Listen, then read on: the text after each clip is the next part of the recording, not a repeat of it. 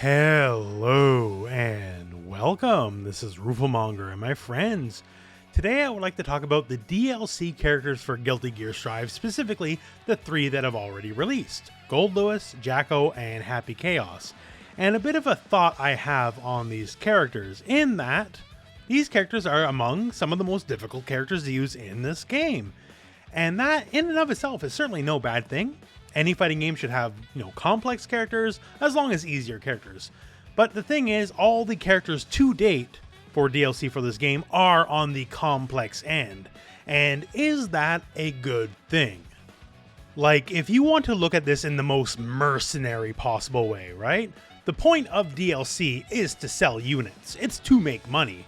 And frankly, if your characters are perceived harder, more difficult, and just scarier to use to the average player, you are not gonna make as much money, right? The aesthetics, the flavor of a character certainly play a part in selling the character, but also the raw gameplay mechanics. To that point, I've been gathering a lot of the statistics of this game, and wouldn't you know it that the harder to play characters are less played than the easier to play characters. I know, shocking, right? And the least played character in Guilty Gear Strive is Goldlewis. Goldlewis, with the unique mechanic that the majority of his attacks, well, they're all half circles, and half circles infamously don't play too well with pad players. If you're anything less than a grizzled FGC veteran already, you probably do not like half circles if you're playing on a pad. So a lot of Goldlewis's difficulty is more mechanical than technical, I guess you could say. But still, now here we are, some months removed from the launch of the game. The first ever DLC character is the least played character in the game, and the difficulty has a fair bit to do with it. And with that note, another mechanical and technically difficult character, Jack-O, our second DLC character. She's also right near the bottom of playability in Guilty Gear Strive. People just aren't picking her as much as other characters, and once again, the difficulty has to do a lot with it. I just want to stress here that no, of course it's not bad to have difficult characters, but when you're putting these kind of characters for sale, I think that in and of itself has an issue. Because, to be frank, any fighting game, no matter what fighting game you are, the majority of your audience will be a more casual audience. And so far, Guilty Gear Strive has only been putting out pretty technical characters, right? And for the more casual audience, that kind of scares them off, and the numbers are reflecting that. People simply are not playing Jack-O and Goldlewis like other characters. They're pretty much at the bottom of the barrel. Now, numbers can throw things off. Like right now, going by the same numbers I've been getting, Happy Chaos is the most selected character in Guilty Gear Strive. Yes, is he super complex? Yes, but he's also new this month. And no matter how technical a character may be, the first month they show up, they're going to get played quite a bit. For this month specifically, Happy Chaos has more unique users than Soul and Kai combined. So he's definitely getting played. But will he be played a month from now, 2 months from now, 3 months from now? That's the thing. Of course, we'll have the people who stick by the character no matter what. We'll have people that figure out the difficulty of how to make these mechanically complex characters work, yes. But for the most part, most people are going to fall off. And that's perfectly fine. Nobody should be expected to stick with a character, especially if they find him too difficult or too hard, or it just doesn't fit for whatever reason, right?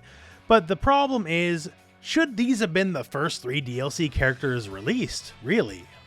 Like, for a lot of games, especially, your first DLC character should be probably the most popular DLC character you put out, because that's when you maintain and have the most of the casual audience still in the game. Because, like any game, the bulk of the audience will drop off after the first couple of months. That's normal, that's fine. And here we have Goldlewis, the first DLC character, and I love him to death myself, right? But the numbers don't lie, and he is the least played character in this game. Now, perhaps this is a bit of a self-correcting problem, although later on into the game's life, as our next DLC character is indeed Baiken, and it should be no surprise just due to the overwhelmed general popularity of the character, Baiken probably will be the highest selling character as a singlet outside of the season pass. And while we don't know how she plays just yet, we'll find that out later on in January, it's probably safe to assume of all the DLC we've had to date so far, she'll probably be the easiest one to play. Maybe not easy, but certainly easier than Goldlewis, Jack-O, or Happy Chaos. And just like Happy Chaos, she'll have the giant bump on month 1, and the numbers will definitely fall later on, but I don't think those numbers will be as precipitous of a fall as they have been for like Jack-O and Goldlewis. But I guess when it comes around to it all, it's just my issue is the first 3 DLC characters are not for the casual player, and the casual player is what holds up the FGC. Let's get all the way real. Like, the casual player is the kind of person who does not watch these kind of videos. They just boot up the game, have a little fun, they turn it off, go play Call of Duty or Madden or something else after that, right?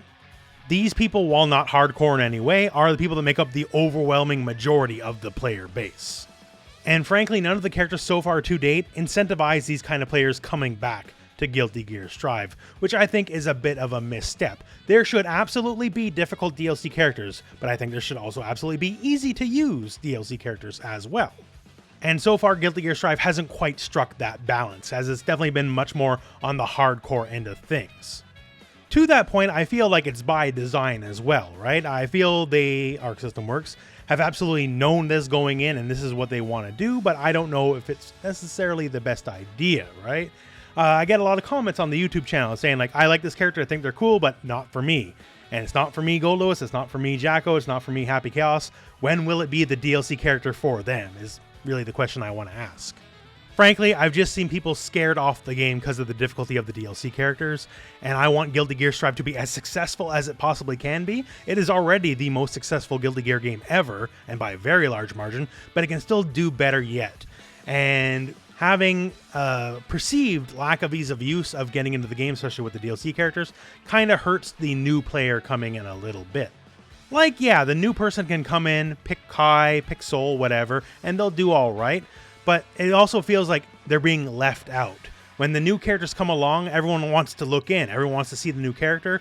And sometimes you want to go, this is my guy. But for a lot of newer players, none of these guys are their guy. And at this point now, I'm going to toss it to you guys. Do you think the current roster of DLC characters are a little bit too strict or difficult for their own good? Do you think this is the way to go? Because I know some of you do. Do you think the DLC characters should be a little bit more interspersed between easier to use characters and harder to use characters? Maybe you think none of this matters because Biken Mania is about to descend on all of us and then all the casuals will come back anyways. This is just all of Arc System Works' grand master plan and they're just waiting to drop the Biken bomb to bring in back everyone that they might have lost. But just let me know what you think. I feel it's a little bit of a complex issue because you obviously need DLC characters to expand the longevity of your game. And I feel sometimes you can bring in the easy guys and they bring in people. Like Street Fighter V brought in Ed. Ed is a very simplistic character. No motions, just button presses, right? For the most part. And I feel like a lot of people gave Street Fighter V a shot because of Ed. It's like, okay, this guy's easy enough for me. Maybe there's a lot more complex characters, but I can give him a shot, right? I feel like an easier character every now and then, just interspersed with some of the DLC, is the way to go.